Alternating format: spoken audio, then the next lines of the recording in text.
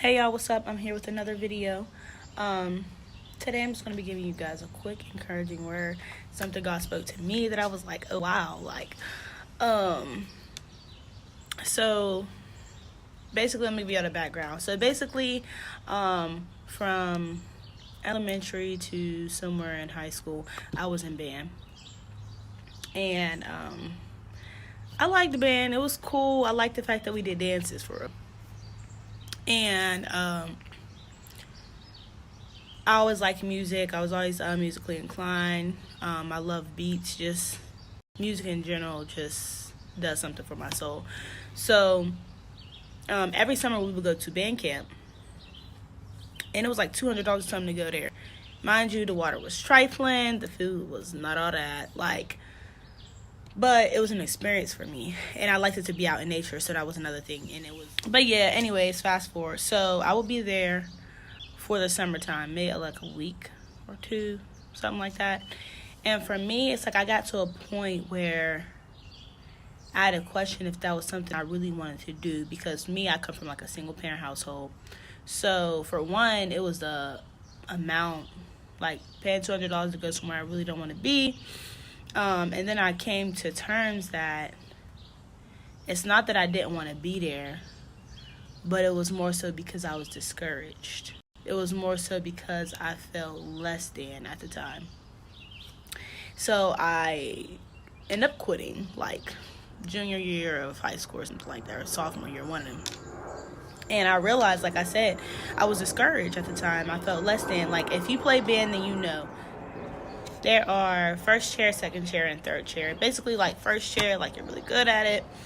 Second chair is like, you're okay, you average. And third chair is like, get it together, So, well, at least that's how I seen it. Correct me if I'm wrong, but I'm pretty sure that's how it went. And, so people will really be, how do you say? They wanted to be in first chair. They wanted to be in that first chair group, like the better players or whatever. So when we went to band camp, it was this thing to where you had to practice the music, remember the music, and come in and play it. And basically, like, an instructor had to say, like, if you're good or if it's bad, or, you basically had to know a song in order to perform for that upcoming football season. Because for the football season, what we did was we basically went out on the field, you performed, but, like, you had to remember the music in order to perform. See, some people look at band and be like, oh, you're just playing an instrument. No, sis, no. You're playing an instrument. That's a gift alone, because a lot of people can't even do that. You have to read the music. A lot of people cannot read music. And you have to remember the formations. You have to remember steps. You have to remember a dance. It's the stuff that goes into being band. So don't be just like, oh, y'all just playing an instrument. Y'all some band geeks. Don't do that. Because it's not just that. So, anyways, I really like the dance part, the choreography part, the dances, and all that stuff. For me, I always had problems with remembering things. So that was a struggle for me. And then, I just got really discouraged at a time where it was like, I asked myself, like, okay, if you can barely remember what you did yesterday, how are you going to remember this music and perform, To the realization, like, God was showing me, not just in that situation, but in another situation, that in order to be good at anything, in order for anything to work, you need to practice. You need to use the instrument, the tools that God gave you in order to fulfill that thing. And then I realized you weren't practicing that clarinet at home. You was doing everything else but practicing that clarinet. Like, you would here and there, but not really, And so I felt like that was a major, like, it opened my eyes for real. Like, use the tools that God gave you, and actually not just identify that they're there, like, bring awareness to the fact that they're there, but use them.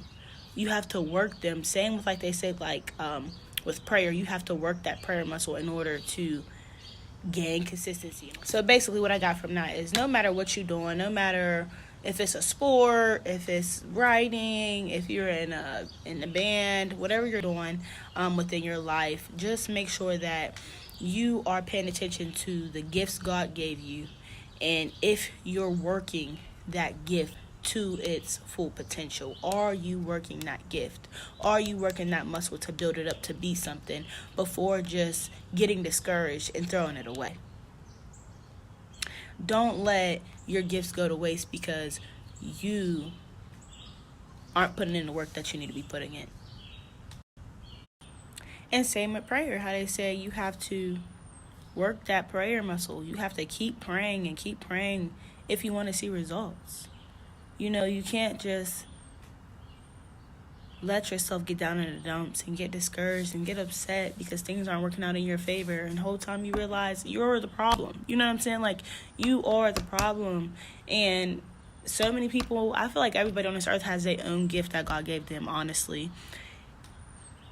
For real, you have to just ask yourself, what is my gift? If you don't know what your gift is, go pray and ask God, like, can you reveal to me what my gift is? And once you get that answer, being consistent at prayer, once you get that answer, because you will get an answer.